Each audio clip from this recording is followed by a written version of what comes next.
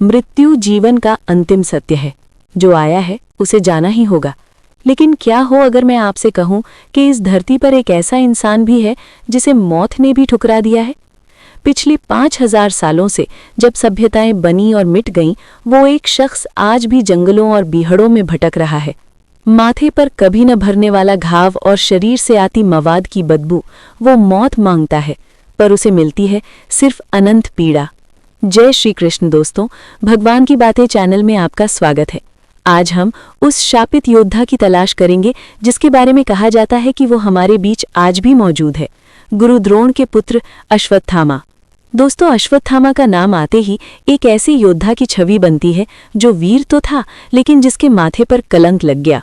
महाभारत के युद्ध में जब कौरव हार चुके थे और दुर्योधन अपनी अंतिम सांसें ले रहा था, तब अश्वत्थामा ने प्रतिशोध की आग में जलकर एक ऐसा पाप किया जिसे माफ करना ईश्वर के लिए भी संभव नहीं था।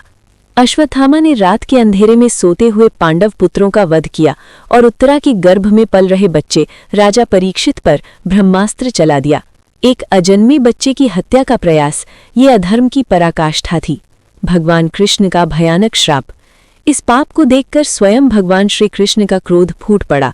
उन्होंने अश्वत्थामा के माथे से वो दिव्य मणि निकाल ली जो उसे जन्म से मिली थी और जो उसे भूख, प्यास और रोगों से बचाती थी।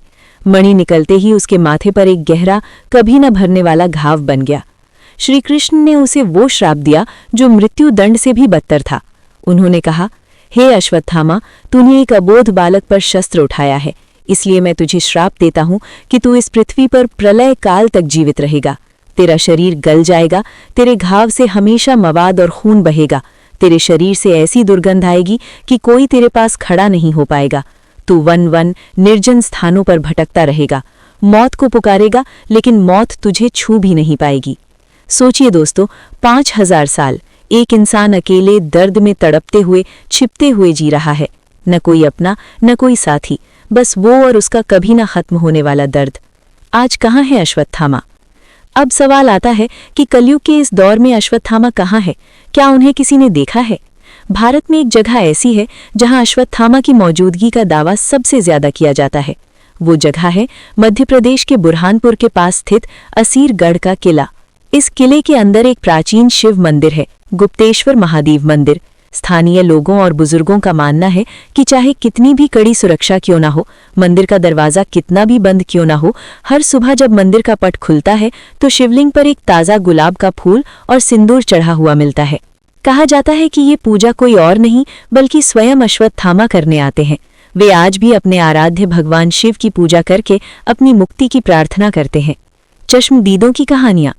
कई बार असीरगढ़ के आसपास के गांव वालों ने अजीबोगरीब दावे किए हैं। कुछ लोग कहते हैं कि उन्होंने जंगल में एक बहुत ही लंबे कद का इंसान देखा है, जिसकी लंबाई सामान्य इंसान से कहीं ज्यादा, करीब 10-12 फीट है। उसके माथे पर कपड़ा बंधा होता है जिसमें से खून रिस रहा होता है। कहा जाता है कि ये रहस्यमयी व्यक्ति कभी कभी राहगीरों से तेल और हल्दी मांगता है ताकि अपने घाव की जलन को कम कर सके। जिसने भी उसे देखा वो या तो डर से बेहोश हो गया या उसका मानसिक संतुलन बिगड़ गया। नर्मदा नदी के किनारों पर भी कई साधु संतों ने ये दावा किया है कि अश्वत्थामा वहां अपनी प्यास बुझाने और घाव धोने आते हैं। क्या ये सच है? वैज्ञानिक तौर पर इसे साबित करना मुश्किल है, लेकिन हमारे पुराणों में स्पष्ट लिखा है कि 7 चिरंजीवी हैं और अश्वत्थामा भी उनमें से एक है। अश्वत्थामा बलिर्व्यासो हनुमाश्च विभीषणः कृपः परशुरामश्च सप्तैते चिरंजीविनः।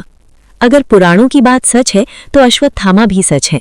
उनका जीवन हमें ये सिखाता है कि कर्म का फल इंसान को भोगना ही पड़ता है। चाहे आप कितने भी शक्तिशाली क्यों न हो, अगर आपने पाप किया है तो उसकी सजा से आप भाग नहीं सकते। अश्वत्थामा एक जिंदा लाश की तरह आज भी भटक रहे हैं, इस उम्मीद में कि शायद किसी दिन भगवान कल्कि आएंगे और उन्हें इस श्राप से मुक्त करेंगे। दोस्तों, असीरगढ़ के उस किले के सन्नाटे में आज भी एक आहट सुनाई देती है। क्या वो हवा का शोर है या एक शापित आत्मा की कराह? ये फैसला मैं आप पर छोड़ता हूँ, लेकिन एक बात तय है, अश्वत्थामा की कहानी हमें डराती नहीं बल्कि चेतावनी देती है कि पाप का बोझ 5000 साल बाद भी हल्का नहीं होता। क्या आप कभी ऐसी जगह जाना चाहेंगे जहां अश्वत्थामा के होने का दावा किया जाता है? कमेंट में हर हर महादेव लिखकर अपनी राय जरूर बताएं। वीडियो पसंद आई हो तो लाइक करें और भगवान की बातें चैनल को सब्सक्राइब करें। हम फिर मिलेंगे एक और अनसुलझे रहस्य के साथ। तब तक के लिए जय श्री कृष्ण।